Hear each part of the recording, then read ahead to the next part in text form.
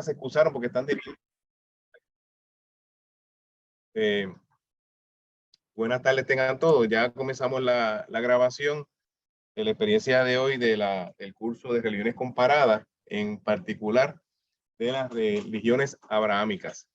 Quería hoy poder compartir un poco más sobre donde nos quedamos en la reunión pasada, que tiene que ver con cómo los textos nos hablan de ese Dios y cómo también la realidad social que se vive pues impacta. Entonces, lo que quiero compartir con ustedes hoy, primero los artículos que no les dije la semana pasada.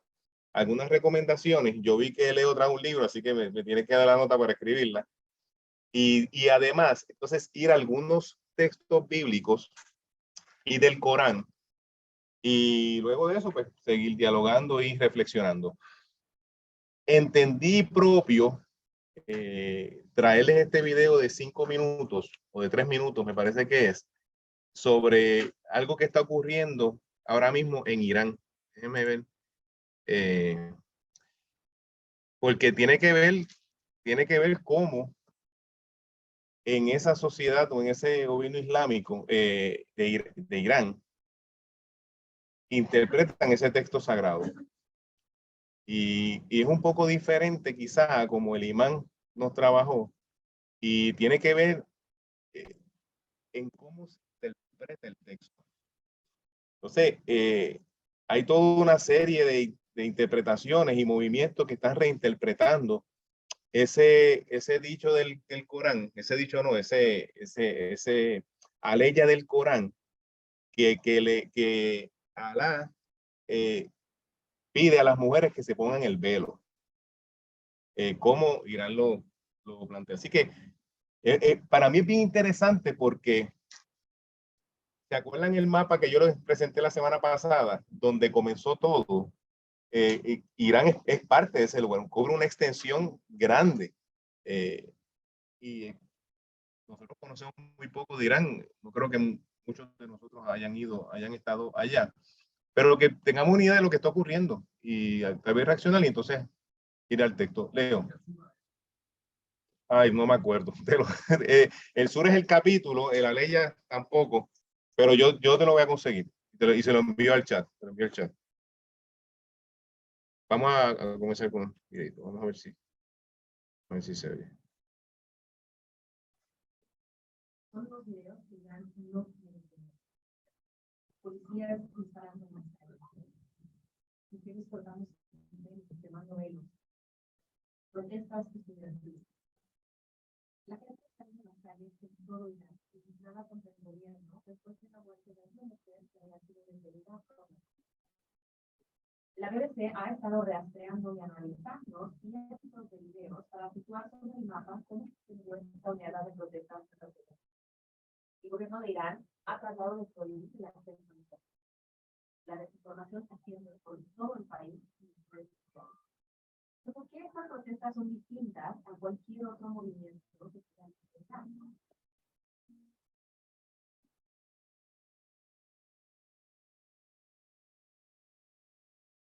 Todo comenzó con la muerte de la joven de 22 años, Mahsa Amini, que fue detenida en Teherán por la llamada policía de la moral por no llevar bien el velo.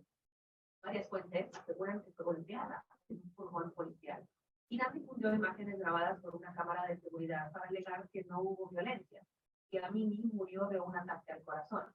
La noticia se pasó pública. En el funeral de la joven, las mujeres se quitaron los velos en señal de solidaridad.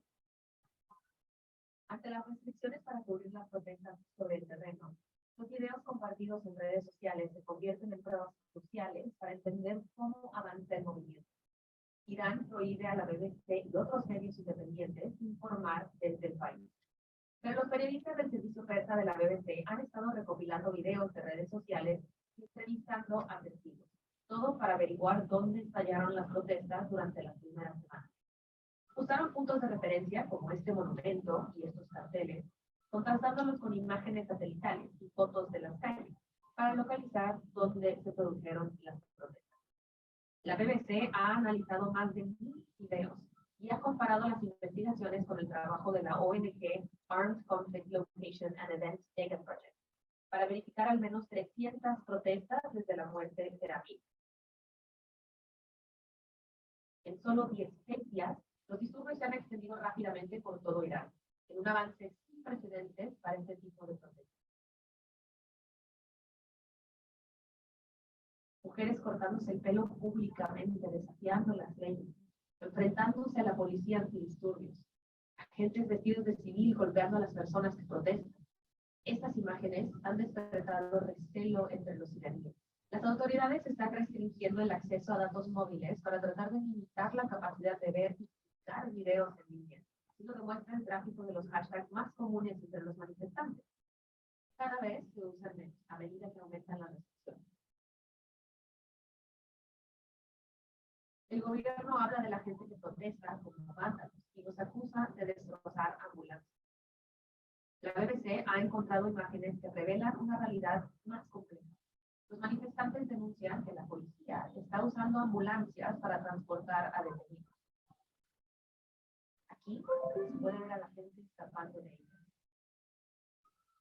Este video también muestra ambulancias dirigiéndose hacia comisarías. La situación sigue siendo muy volátil. La muerte de decenas de personas en las protestas ha avivado la furia contra la creciente opresión por parte del gobierno. Es una oleada de descontento contra el sistema que Irán no veía desde hace décadas.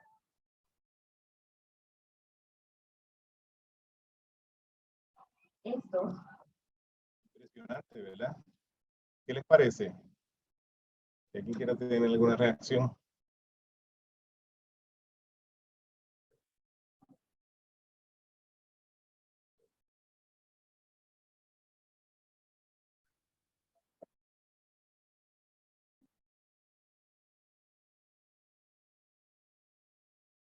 Sí.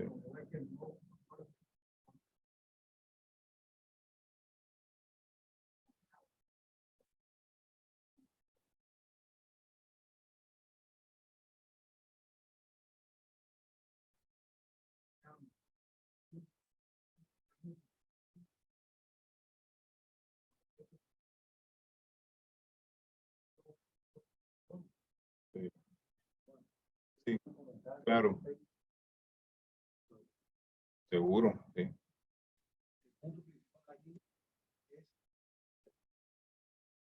Son gobiernos humanitarios. Si le ponen un gobierno humanitario, no actuaría en la somalización. Eso es claro, para mí es bien claro. Es lo mismo que sucede aquí que en otros países, incluyendo Cuba. Son gobiernos que no van a dejar el poder. Y esto se acallará, pasará, no seguirá sucediendo, esto va a parar.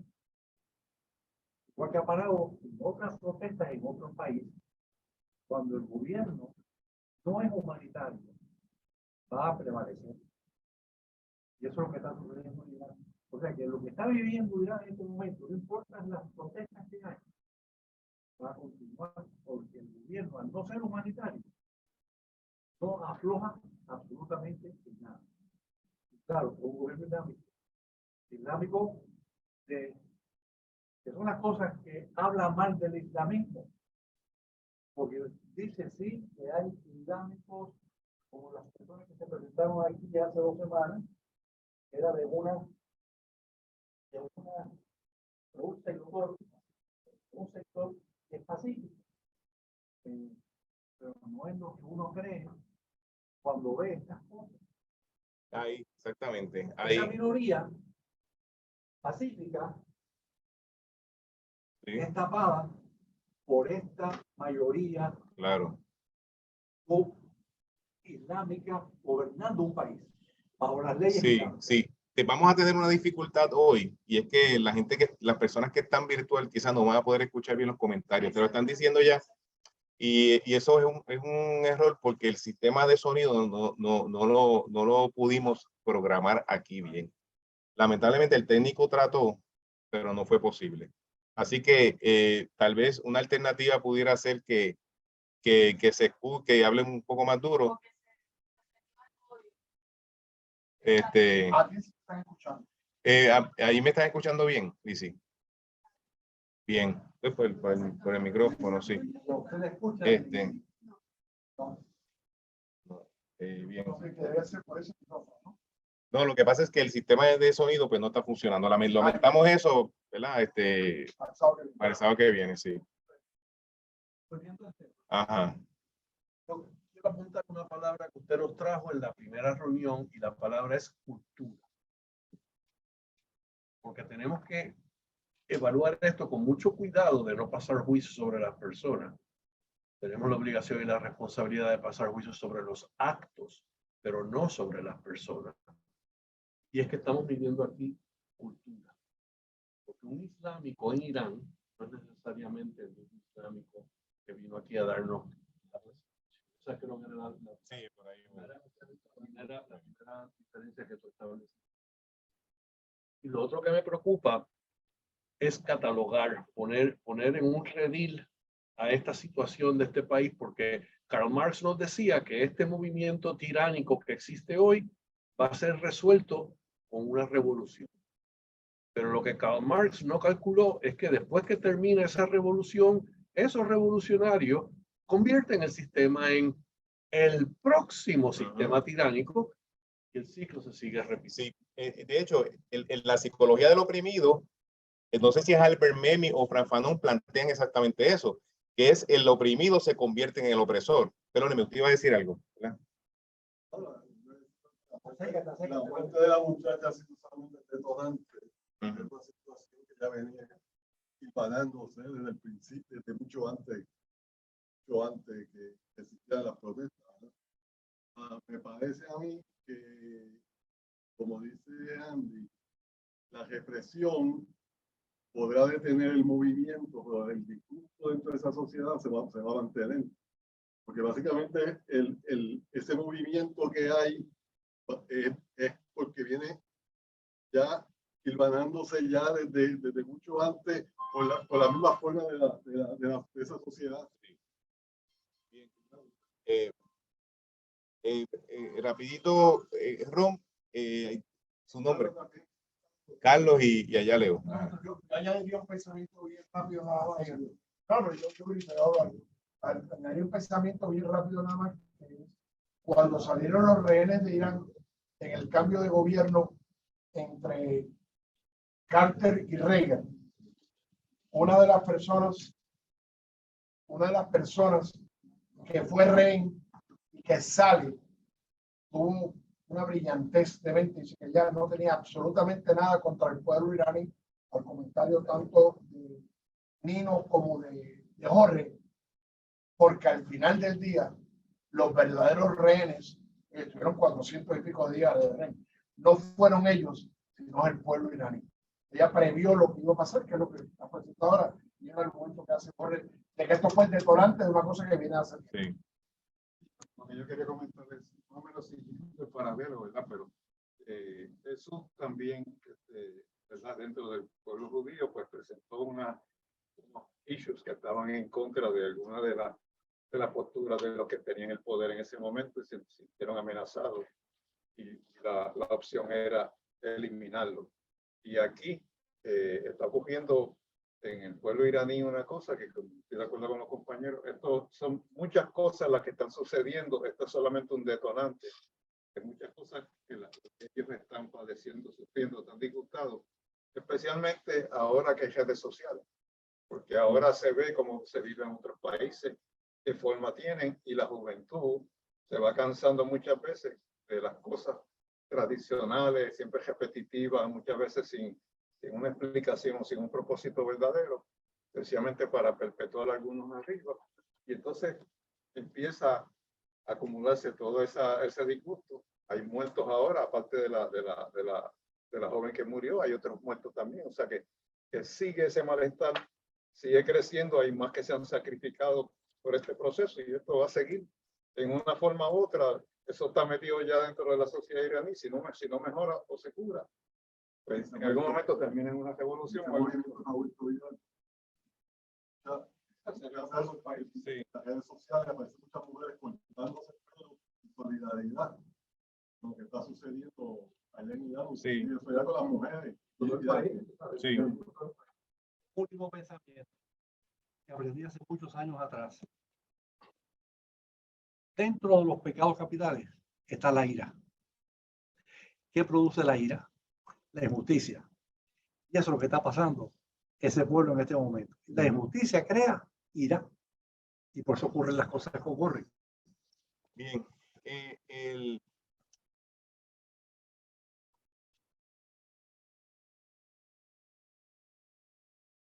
En el contexto de la clase, porque todo lo que han dicho son 20 diálogos posteriores, pero trayéndolo al contexto de la clase, el Islam puede ser una cosa acá y otra cosa allá. Igual el cristianismo, ¿saben? Igual el cristianismo. Y digo el cristianismo e Islam porque somos las religiones más grandes y que más dominan ahora mismo. El judaísmo domina en unas áreas de unas maneras en particular, pero el judaísmo no es una religión estrictamente proselitista como lo es el cristianismo y el islam. Al judaísmo no le interesa tanto hacer prosélitos a su causa. Al musulmán sí, igual que al cristianismo. Parte de la función de ser cristiano es ir por el mundo y predicar el evangelio a toda criatura, ¿verdad? Así que esto es una realidad que estamos viendo. Yo la traigo en el contexto porque es que es demasiado importante traerlo porque es lo que nosotros estamos compartiendo. Ninguno de nosotros somos expertos en Islam, así que hay que entender esa realidad. Pero podemos observar cómo esto responde a unas particularidades. ¿Se acuerdan al principio cuando yo hablé del estado de las religiones en el mundo y la relación entre la religión y la sociedad democrática por medio de sus leyes y sus constituciones? Usted lo dijo, esto es un estado islámico. Esto es un estado religioso, es otra cosmovisión. Estado teocrático, es otra cosmovisión, bien diferente a la nuestra. Me sorprende mucho cómo la influencia de la lucha por los derechos que ha ocurrido en los teólogos del Islam y en las mujeres del Islam han ido provocando una nueva manera de interpretar el mismo texto. Y déjeme decirle algo, lo que yo he leído en la hermenéutica, que es las maneras de reinterpretar los libros sagrados, el Islam le lleva ventaja al cristianismo. Entonces, esto no es de ahora. Estamos viendo una dinámica distinta en el caso de la lucha de la igualdad de la mujer. Así que a mí me parece fascinante porque yo traje unos textos bíblicos y digo, una historia del Antiguo Testamento, una historia del Nuevo Testamento y unos dichos del Corán sobre este asunto para compartirlo con ustedes. ¿Le parece? Ok. Pero les comentaba que no les dije en la clase pasada, todo un artículo que dice que la gente que atiende servicios religiosos y practica la oración en su juventud tienen mejor, unas vidas más satisfactorias y positivas en sus 20. Por eso es que ustedes son gente tan alegre en sus 20 y sus 30, donde están ahora. Porque cuando iban a la escuela, pues tenían esa experiencia. Así que eso, sí, hay otra, eso fue un estudio de la Universidad de Harvard. Hay otro estudio que habla que tener una práctica de meditación o de oración al menos 12 minutos se asocia a la reducción de múltiples factores de riesgo de Alzheimer. El rosario es una oración repetitiva. A mí me ha fascinado. Yo aprendí a hacer el rosario con mi mamá cuando éramos chiquitos. Nosotros llegamos a los 10 años a la iglesia evangélica, pero yo estuve toda mi vida en un colegio católico y estos primeros 10 años fui a la iglesia católica. Así que tengo mucho respeto y mucha devoción por la tradición y esa práctica. Así que les dejo eso. Después les voy a seguir trayendo estudios, pero por lo menos les adelanto esos dos. Aquí tengo unas lecturas recomendadas. Este artículo, Amina Wadud, es una de esas teólogas, mujeres que han influenciado en la manera que se reinterpreta el texto en el Corán, de una universidad en Indonesia. UIN. Otro artículo que les recomiendo, las religiones contra los derechos humanos. Ese lo escribe, eso está en un blog de teólogos, y el teólogo es teólogo católico Juan José Tamayo. Él enseña en la Universidad Carlos III, en Madrid, sí, en España, Carlos III, en España. Es tremendo teólogo y él ha hecho un trabajo bien grande en el término de los derechos humanos y las religiones comparadas. Bien. Ok. ¿Cómo se formaron los textos? Juan José Tamayo. Juan José Tamayo. Pues dándole continuidad a lo que hablamos en la reunión pasada, hablamos cómo el concepto de Dios, y ahí nosotros interactuamos en medio del diálogo de cómo se forman los textos sagrados. Es importante recordar algo ligeramente al menos, es que tanto en la Biblia hebrea como la Biblia cristiana se van desarrollando en un periodo de tiempo, pasan de una tradición oral a una tradición escrita. Según la tradición, los textos de la Biblia hebrea se remontan al reinado del rey Josías cuando descubre unos textos y se va desarrollando, y la Biblia hebrea que utilizó la iglesia cristiana para desarrollar su canon fue la llamada Septuaginta, que fue la versión griega de la Biblia hebrea. Entonces, esos siglos antes de Cristo, y ese fue el texto base que ellos usaron. El canon cristiano se establece en el cuarto siglo, luego de unos periodos de defensa y de protección de los valores y las ideas que se van desarrollando a partir de la vida de Jesús. Es decir, primer siglo, no quiero extenderme en eso, pero en el primer siglo, lo importante fue la persecución, las relaciones entre judíos y no judíos que se iban integrando a la fe cristiana, las cartas de Pablo, los evangelios, toda esa dinámica que se va dando y que vemos en lo que es todo el Nuevo Testamento. Ya después del segundo siglo, la persecución, dicen los estudiosos, que cesa y era un poco más selectiva, y aquellos cristianos que iban presos o morían por causa del evangelio era porque alguien los acusaba. Tenía que ir a acusarlo y entonces pues ahí lo juzgaban. Es decir, se empezó a desarrollar la iglesia y a desarrollar la doctrina de la iglesia por medio de los que defendían la fe. Por ejemplo, había un hereje que le llamaban Marción, que decía que no había ninguna relación entre Jesús y el Jesús, el Dios del Nuevo Testamento y el Dios del Antiguo. Decía que, por ejemplo, que el Dios del Antiguo Testamento, Jehová, era un Dios menor y que Jesús era mayor. Él decía que en su canon, que eran Lucas y las cartas de Pablo, las partes que se hablaba de las escrituras judías, pues esas no eran errores de gente judaizante que quería judaizar la fe cristiana. Es decir, había un gran debate. El gnosticismo es bien fundamental. Marción tenía mucha prisión del gnosticismo. Es decir, fue un proceso largo que desembocó en estos siglos. En el caso del Corán es bien diferente. El Corán ya están estos textos sagrados, se utilizan estos textos sagrados y se mencionan con mucha frecuencia en el Corán. Y el Corán es de lo que se escribió, de lo que Alá le dijo al profeta Muhammad o Mahoma. Y así que son maneras distintas de ver estos textos. Adelante, Carmen, qué bueno que estás aquí. Así que inevitablemente, como dice Nino con insistencia, inevitablemente la cultura y la sociedad juegan un rol importante. El texto sagrado para el pueblo de Israel los mantenía identificados con su origen, con su raíz, con su Dios. En los exilios, Asiria, Babilonia, Persia, el texto sagrado los unía. Los fariseos en el tiempo de Jesús, que fue con quien Jesús tuvo más conflictos, sea porque el ministerio de Jesús no se dio en Jerusalén, se dio en las aldeas y no estaba el templo donde estaban los sacerdotes. Eran los fariseos que estaban en las comunidades, y el fariseo está protegiendo su nación y su Dios.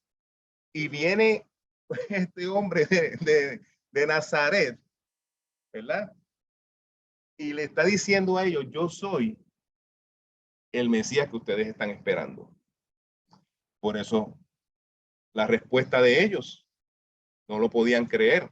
Y el sufrimiento de Jesús cuando lloraba antes de ser arrestado. Es decir, hay toda una tradición. En el caso de Mahoma, el Corán, acuérdense que les dije, dentro de la estructura social patriarcal de estos libros, Mahoma fue, y lo dijo el imán, fue una persona de avanzada en el tratamiento hacia las mujeres.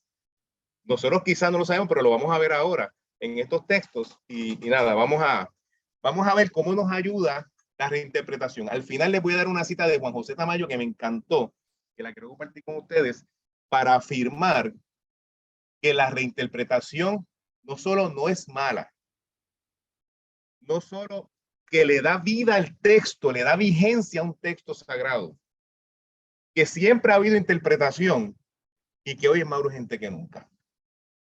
Hoy es más urgente que nunca. Reinterpretación, vamos a llamarle, porque reinterpretación. ¿Estamos bien hasta aquí? Si alguien en el Zoom quiere compartir algo, pues lo puede hacer también. Déjame ver si esto se puede mover. Ok, miren esto. Sí. Aprovechar su Sí. invitación a la gente de Zoom porque tenemos a alguien en un número 399 de teléfono que no está siendo identificado. Sí, gracias, Nino, gracias. 399-1379, que por favor se identifique enviando un mensaje de texto. Muchas gracias. Necesitamos el nombre y el apellido. Eso me lo pidió Ideli que lo hiciera y se me quema bollo en la clase y se me olvida. De que por favor se identifiquen lo que están por Zoom. Y además la invitación a que al final de cada clase que llenen la evaluación, porque eso es importante para el proyecto y también para ver qué cosas yo puedo mejorar. Ok, miren estos textos. Ya poniendo un poco de contexto, voy a contarles la historia de Tamar y luego un texto que es un encuentro entre Jesús y un fariseo que le invitó a su casa a comer, para que veamos las distancias y cómo se puede reinterpretar a la luz en un caso, a la luz de lo que sea justo con esos dioses. ¿Ustedes conocen la historia de Judá y Tamar? ¿La recuerdan? Ok. Judá es uno de los patriarcas de Israel. Dios llamó a Abraham y de ahí comenzó todo, lo discutimos en la primera clase. Y ahí están las tres grandes religiones. Abraham tuvo dos hijos, Isaac e Ismael. Ismael es el de la promesa para los musulmanes y Isaac, la promesa de los judíos, y por ahí seguimos hasta nosotros. Isaac tuvo otro hijo, a Jacob y Esaú. Y ustedes saben la historia de ellos dos. Jacob el que engañaba, el engañador, y Esaú que era el del campo, el bravo, y que le vendió, le vendió la primogenitura y después la bendición que le dio Jacob. Él finalmente escapa, luego se reencuentran y tienen una experiencia maravillosa. Jacob tuvo 12 hijos, las 12 tribus de Israel. Por la desobediencia de los primeros tres, el cuarto, que es Judá, sobre el cuarto recae la bendición de mantener la línea mesiánica, y ese líder tiene que venir de la tribu de Judá. Por eso es que Judá aparece en la genealogía de Jesús en Mateo. David viene del linaje de Judá. Había que buscar a alguien de esa tribu porque eso perpetúa, eso mantiene ese linaje. Eso es bien importante para el pueblo de Israel. Cuando vino la división, las 10 tribus del norte se desaparecieron, quedaron las 2 tribus del sur y la tribu de Judá, que es la que, según los judíos, pues ellos mantienen. Pues Judá, ¿ustedes se acuerdan la historia de José? Cuando vendieron a José, pues José, que era el más chiquito, tuvo la controversia, y en el libro de Génesis, cuando se llevan a José para Egipto, ahí entra una historia de Judá y Tamar. Y luego continúa la historia de José. Esa es la historia que está aquí. Judá tuvo varios hijos, dice, al cabo de unos 3 meses, estoy resumiéndola. Judá tiene estos 3 hijos y sus hijos, uno de sus hijos muere. Tamar es de acuerdo a la ley del levirato, aunque esa ley cronológicamente se establece después en el Éxodo y en Deuteronomio, pero de alguna manera esa ley del levirato se presenta en este texto, que es previo en el Génesis. Y en esa tradición la cosa es que cuando si un hijo, la esposa de un hijo pues muere, pues se puede casar con el hermano para mantener ese linaje. Todo el mundo que para nosotros no pensamos así, pero en este mundo sí era así, era de esa manera. Así que si se moría y no tuvo hijos, pues se puede casar con el otro, y si muere y no tiene hijos, se casa con el otro. La cosa es que Tamar se quedó, se murió el primero, se murió el segundo, porque el segundo no quiso tener hijos con ella, así lo dice el texto, y el tercero, Judá le dice, espera que crezca, vete para casa de tu papá, espera que crezca y entonces te casas. Tamar está expuesta a ese mundo patriarcal. Se va a casar su papá porque es la que tiene derecho sobre ella. Sucede que pasa el tiempo, el muchacho creció y nada que ver. Judá no le dijo nada. Entonces Tamar se entera que Judá va a estar por ahí. Y dije, espérate, aquí se me juega la vida. Yo tengo que, los años pasan, las mujeres sabrán del reloj biológico. Y entonces ella le hace una trampa a Judá. Y se hace pasar por prostituta. Judá la ve, tienen relaciones y ella le pide una evidencia, porque él le prometió un cabrito. No, pero dame una evidencia en lo que llegue el cabrito. Sí, pues le dio ahí, por decirlo en palabras nuestras, le dio una prenda que demostraba que esa prenda era de él.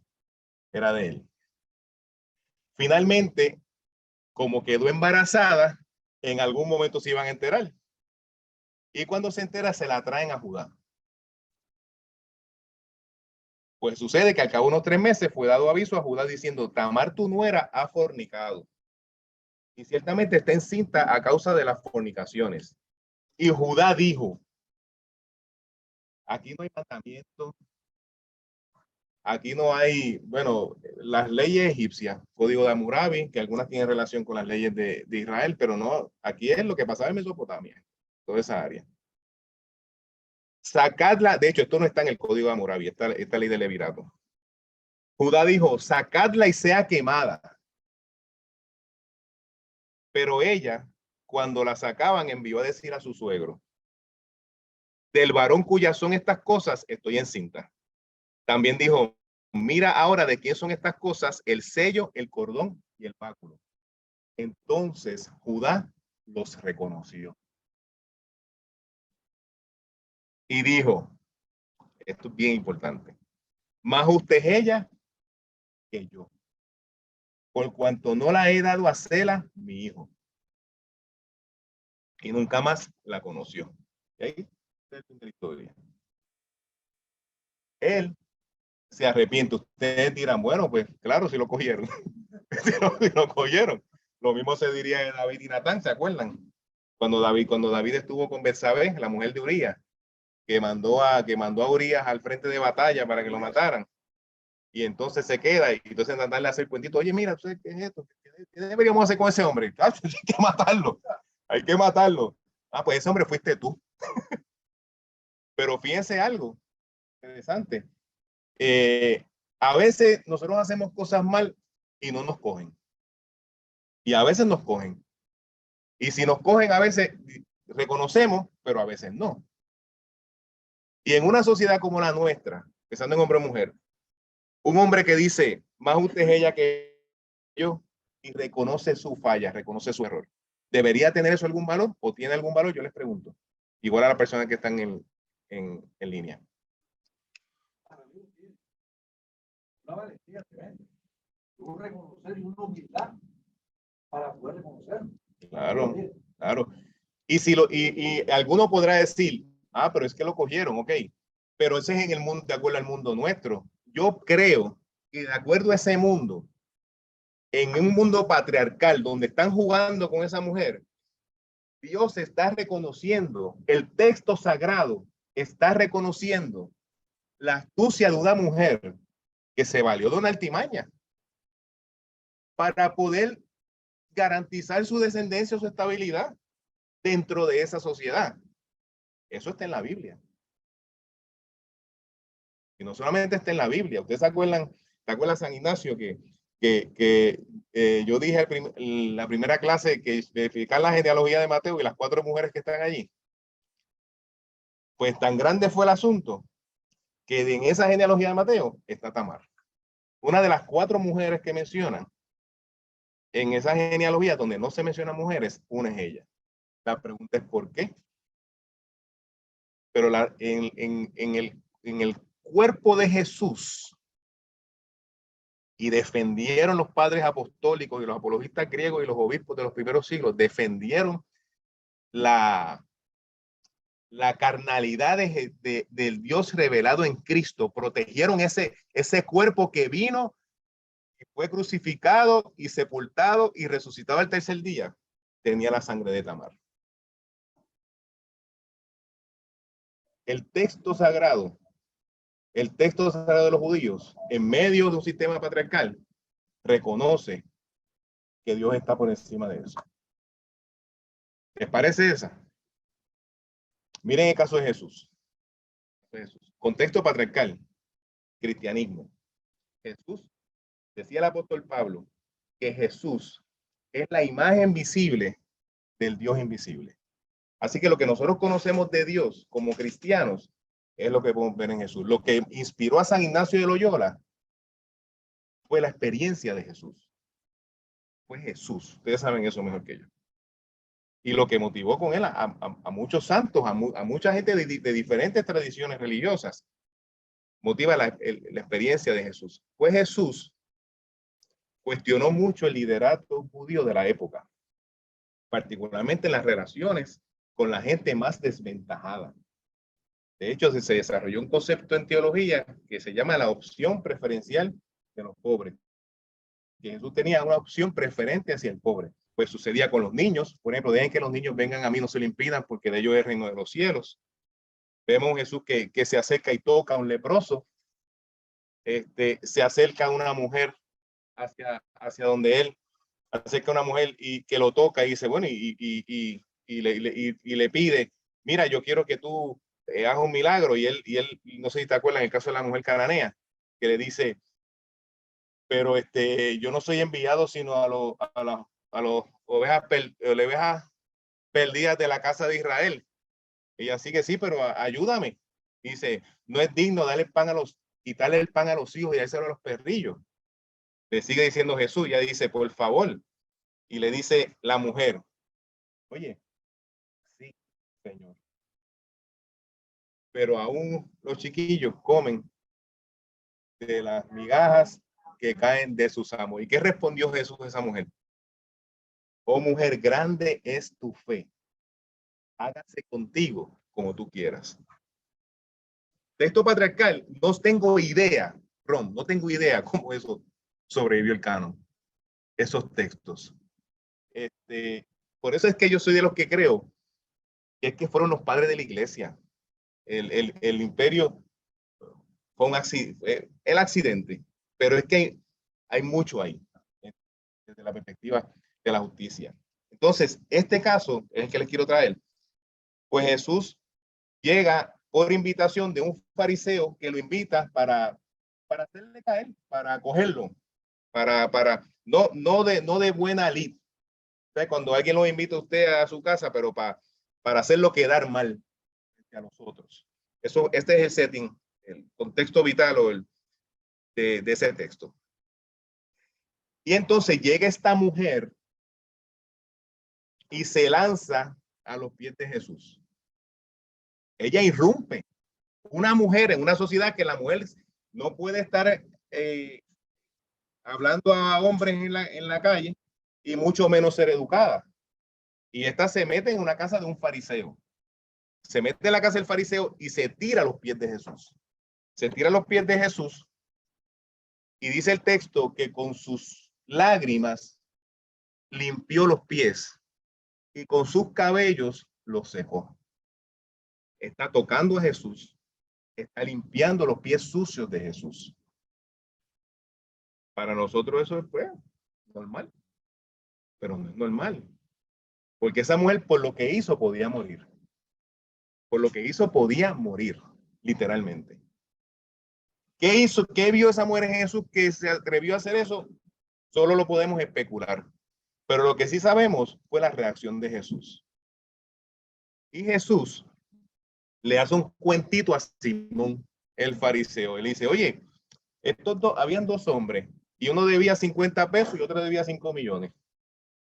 Y fueron a donde el acreedor. Y mira, yo no tengo por qué pagar. ¿Y qué hizo el acreedor? Pues le condonó la deuda a los dos. Y Jesús le pregunta a Simón, bueno, ¿y quién tú crees que amará más? ¿Y qué responde Jesús? El Simón le dice, pues al que más se le perdonó, es obvio. Y entonces Jesús ahí se monta. Y me encanta Jesús. ¿Ves esta mujer?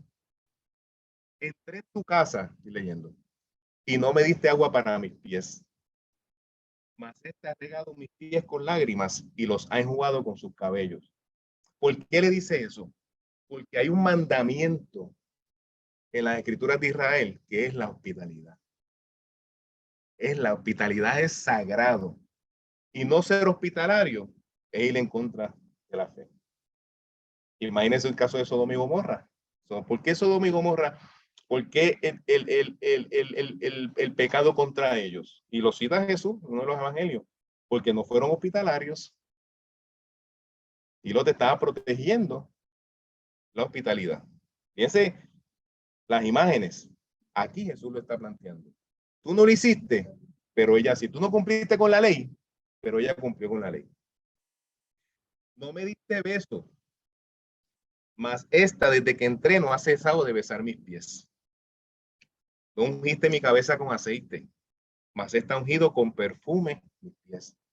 Por lo cual te digo que sus muchos pecados le son perdonados, porque amó mucho. Mas aquel a quien se le perdona poco, poco ama. Y a ella le dijo, tus pecados te son perdonados. Y los que estaban juntamente sentados a la mesa comenzaron a decir entre sí, ¿quién es este que también perdona pecados? Pero él le dijo a la mujer, tu fe te ha salvado, ve en paz. Desde el contexto de un Dios revelado en Jesús, los conflictos de la época, las diferencias, el sistema patriarcal. ¿Qué les dice a ustedes ese Dios revelado en Jesús? Igual a las personas que están en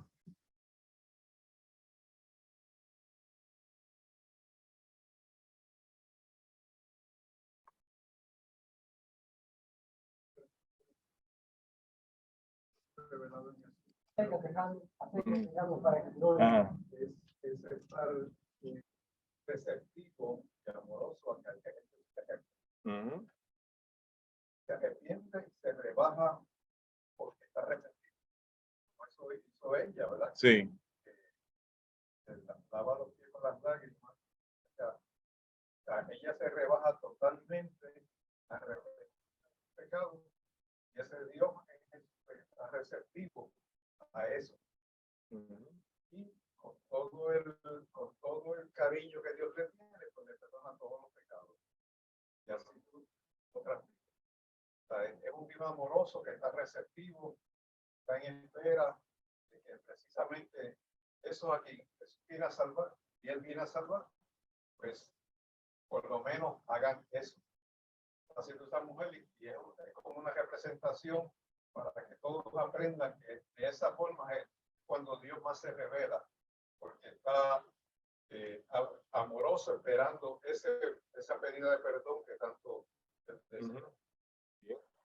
Eso es una visión que se hablaba la vez pasada, el Dios amoroso que vemos en el Nuevo y el más duro que vemos en el Antiguo. Eso Marción lo decía también. Ajá. Cuando tú dijiste eso, hiciste esa pregunta, me fui a Juan. Dios es amor. Dios es amor. Dios amor. Bien. Pero vean algo más. Es que véanlo en el contexto del género, el contexto de las relaciones de la sociedad, de las relaciones sociales. Esa mujer, lo que hace Jesús hacia esa mujer es literalmente salvarle la vida. Es salvarle la vida. Es que es ir en contra. Es ir en contra de un sistema social, de un sistema de creencia. Espérate, alguien por acá, eso la mano y después Anino. Ajá, dígame.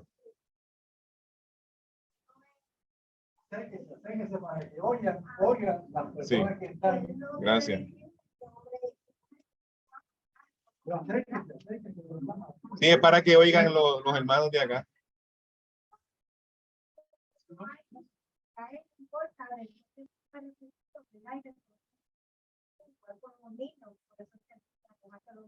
Sí. Sí. Es cierta apertura, vemos cierta apertura. Ajá. Sí, sí. Por acá.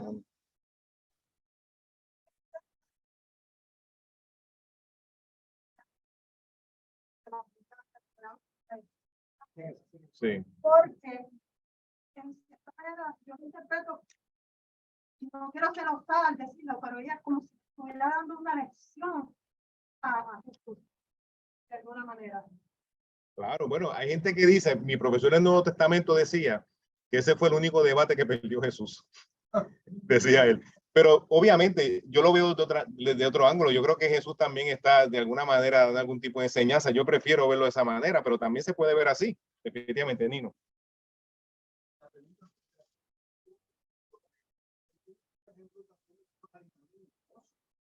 Donde pedirle agua a una mujer, menos a esa mujer que no estaba casada, era también otro delito gigantesco. O sea que no entiendo bien la pregunta suya, si la pudiese replantear, porque es evidente que él lo que está buscando es la igualdad a toda escala. Sí, lo que planteo es que era contrario al sistema, a la religiosidad judía de ese tiempo, ¿verdad? Sin tocar la cuestión del imperio, porque el imperio tenía también su manera de ver. En aquel momento estaba el imperio romano, no estaba la República Romana, así que era el emperador.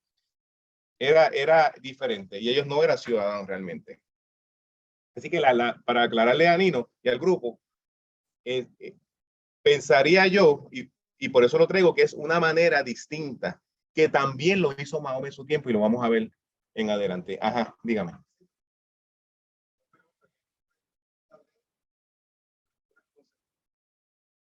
También queda embarazada. Sí. Ella también estaba en riesgo de muerte. Ella también estaba en riesgo, sí, definitivamente, de ser repudiada. Y dice el texto en Mateo que José decide repudiarla en silencio, sí, repudiarla en silencio. Y eso se destaca como un valor de la figura de José. Por aquello de que uno Sí. le canta por lo que le gusta. Yo creo que seguimos cayendo correctamente en entender esto. Hay que verlo dentro del contexto histórico del momento y lo que estaba ocurriendo en ese momento. Y a todos se nos olvida y damos por sentado que, por ejemplo, la mujer en Puerto Rico no votó hasta el 1929.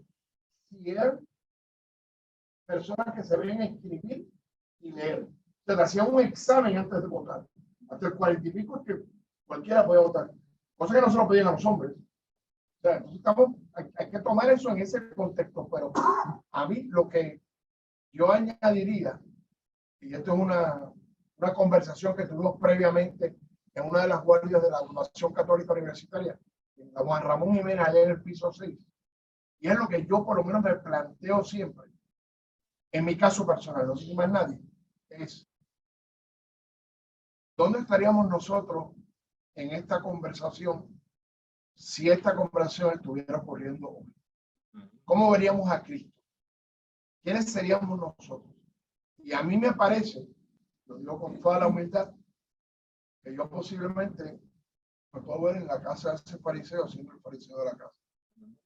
Probablemente.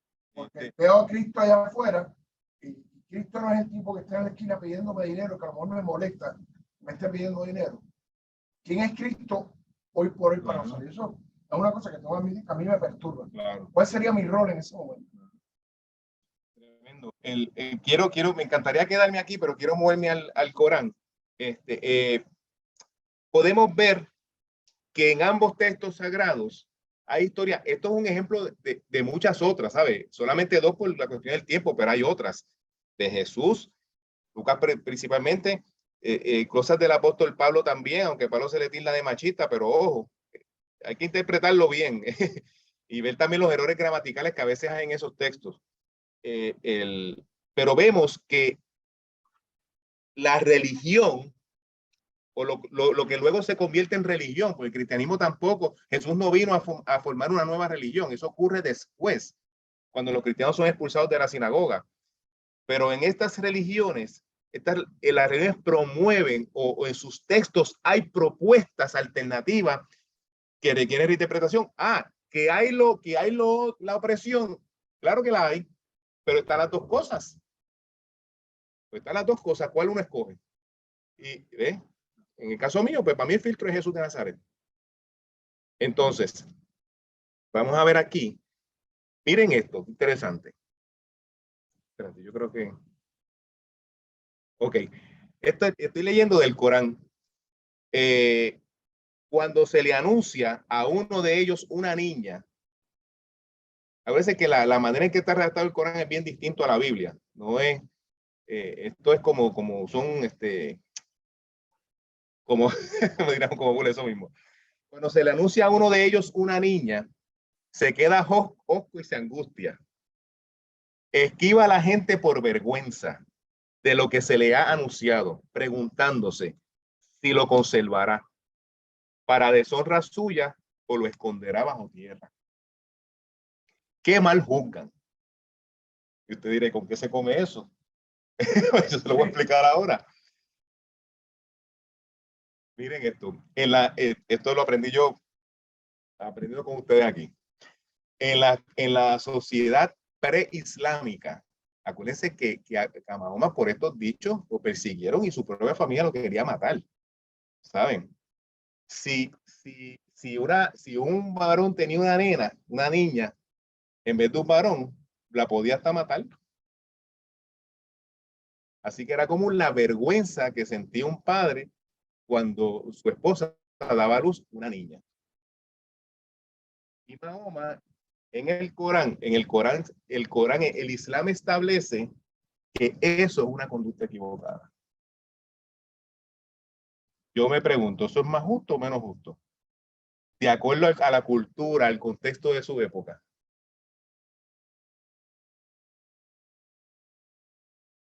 ¿No?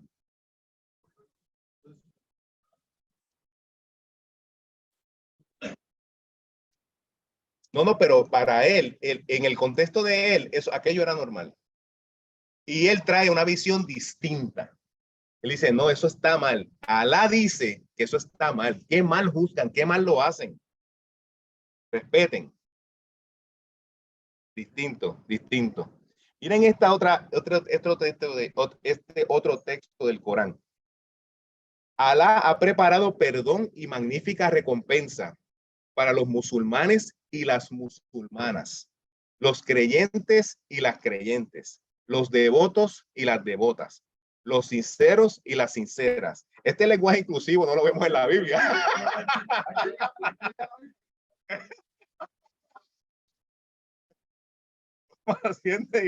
Mire, yo saqué esto del Corán, ¿sabe? Un Corán que no está comentado.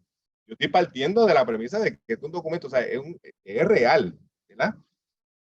Los humildes y las humildes, y los que y las que dan limosna, los que y las que ayunan, los catos y las catas, los que y las que recuerdan mucho a Alá. El mismo Corán otra voz. Entonces, las teólogas feministas del Islam que utilizan estos textos plantean, mira, en los libros sagrados cristianos y judíos no se habla, perdón, en el Corán no se menciona lo que se menciona en que la mujer sale de la costilla del hombre, y no se establecen esos textos de subordinación, claro, pero es que en el Corán esos libros también son importantes porque de ahí es que nace todo, así que poco de contradicción, pero esto es cierto, hay otras voces, claro, también el Corán tiene otros textos que dicen que hay que tú le puedes darle una golpiza a tu esposa, ¿verdad? Pero ellas cuestionan que esa frase tiene que ver más con la autoridad y no con someter. Pero eso yo no soy experto, así que no puedo opinar. Pero lo cierto es que este texto también está ahí y nos invita a una mirada más inclusiva, ¿cierto? Sí. ¿Cómo? Sí, inclusiva. Entonces, dice aquí. Para el 612, Mahoma implica un avance en los derechos de las mujeres. Dios os ordena lo siguiente lo tocante a vuestros hijos, que la porción del varón equivalga a la de 2 hembras. Si estas son más de 2, les corresponden 2/3 de la herencia. Si es única, la mitad. Otro ejemplo, uno dirá, bueno, se supone que es lo que nos permite a nosotros el Código Civil. El Código Civil hereda a todo el mundo por igual, términos de los herederos. No importa si es varón o es mujer. Pero en este contexto, hay un intento de Mahoma de también retribuir a la mujer. En el mundo árabe, la mujer no heredaba, preislámico, no heredaba y era de hecho objeto heredable. Y ahora heredaría la mitad de lo que heredaba el varón. Vamos a decir, pues eso es injusto, o de acuerdo a la época, es un cierto avance. Y para mí radical. Para mí radical. Y lo mismo pasaba con las esposas, que eso se mencionó aquí, que mencionaba el imán, no sé si ustedes recuerdan, que le mencionaba a la compañera María, ¿verdad? María. Le comentaba a María que realmente era un elemento de justicia para la mujer. ¿Se acuerdan de ese diálogo que tuvimos? Bien. Ok. Bueno, aquí hay otros textos, pero son las 4, son las 5 ya. Eso lo podemos retomar la semana que viene, porque quiero llevarles a reflexionar sobre esta cita de Juan José Tamayo. Esto es un artículo que aparece en el diario El País, Las mujeres y el Corán. Y miren lo que dice Juan José Tamayo. Sin interpretación, yo creo que ha sido el eje temático de hoy. Quiero compartir con ustedes. Sin interpretación, las religiones desembocan derechamente en el fundamentalismo. Su planteamiento de principio de clase de hoy. Sin el horizonte de los derechos humanos, las religiones terminan por justificar prácticas contrarias a la dignidad e inviolabilidad de la persona. Y además apelando a Dios para dar validez normativa a esas prácticas. El imán, ese es un imán que está diciendo que validando que hay que darle, se puede agredir a las mujeres y que quien niegue eso está negando el Corán. Él está reaccionando a eso. Ha declarado que negar el Corán sería una herejía. Yo creo que la herejía es el fundamentalismo en el que él está instalado. Eso es un bloque, él está reaccionando a este hombre que está afirmando que se aplique una norma del Corán donde le dice a las mujeres que si tú no haces lo que tienes que hacer, yo te puedo dar una golpiza. Ah. Eso ocurre en los 3 libros sagrados. La pregunta es, ¿qué nosotros hacemos con eso? Lo que la historia nos ha dicho es que nos vamos por lo que nos convenga más. La pregunta es que yo pienso, yo estoy con él. Miren, si algo ha traído desde el Renacimiento, la Ilustración, es los derechos humanos. Los derechos humanos tienen su raíz en la Biblia, ¿saben? En la religión cristiana. Y los derechos humanos se convirtieron en estados democráticos y se consagraron en constituciones. Pero lo dijimos al principio, no necesariamente eso ha traído más paz. Eso necesariamente ha traído más justicia. Yo quiero pensar que sí, pero ustedes, algunos dirán que sí, otros dirán que no. Pero ahí está la pregunta. Sí. Puede ir a Ajá. ¿A cuál? a esta que estábamos, no, a la caballo, a la caballo. Aquí. Ajá. Interpretación, las religiones desembocan derechamente en el fundamentalismo. Que van derechito ahí, el fundamentalismo. ¿Qué cosa es fundamentalismo? De acuerdo a lo que te decía, pienso yo que es la manera de acercarse a un tema de forma dogmática, lo que está haciendo Irán, lo que está ocurriendo en Irán ahora mismo. Por ejemplo, el velo, ¿cómo se dice? La policía de lo moral, es que se llama en Irán, la policía de lo moral decide aplicar estrictamente algo provocando daño. El fundamentalismo es aquello que no te permite ver, en mi opinión, ¿verdad? Que no te permite ver la libertad, el amor, el orientado a la vida. El fundamentalismo fuera el amor. En mi opinión, no. Es una cuestión de conceptualización. Yo prefiero. El argumento es la lectura literal del texto. Oye, bajo esa premisa no podríamos comerciarlo, no podríamos jugar fútbol porque es está hecho de la ¿cómo se llama? De la piel de la animal. piel de un cerdo. No podríamos jugar, o sea, yo creo que el fundamentalismo, digo, perdóname, pero yo creo que la interpretación es cuando tú no interpretas el texto, lo aceptas literalmente, estás siendo fundamentalista. Entonces, lo que tú estás pidiendo no existe. Me gusta mucho la respuesta que ha dado Ron en términos de la interpretación del texto. Se puede ver así. Un fundamentalismo del amor sería este. Quizá. Ya son las 5, ¿saben? Ya son las 5. Contexto de género.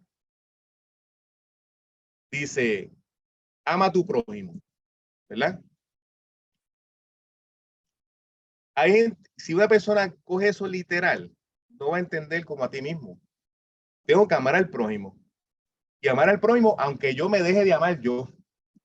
Y tengo que entregarme, y tengo que servir, y tengo que hacer, y hacer, y hacer, y hacer, y hacer, y hacer, y hacer. Porque eso es lo que me dice la Biblia que haga. Yo tengo que amar, y tengo que dar, y tengo que ponerle otra mejilla, y tengo que estar todo el tiempo arrastrado. Ustedes todos son cristianos. ¿Ustedes son así? No. Ni yo tampoco lo soy. Mismo, ¿Y qué requiere eso? Una interpretación. Y muchas mujeres en esta sociedad han creído eso y han sido atropelladas por sus maridos, por su familia, por sus trabajos. Y hombres también, ¿saben? Y hombres también. Bueno, lo paramos aquí. Vamos a parar lo que son las 5 para hacer fiel con el grupo. Lo que se me quedó para hoy, pues yo lo puedo tocar mañana. No sé si de allá en el grupo alguien quiere hacer alguna pregunta o comentario. Bueno, allá está hablando, pero no. Sí, no, yo sí que estoy hablando, eso soy yo. Bueno, pues entonces pues puede eliminar la grabación.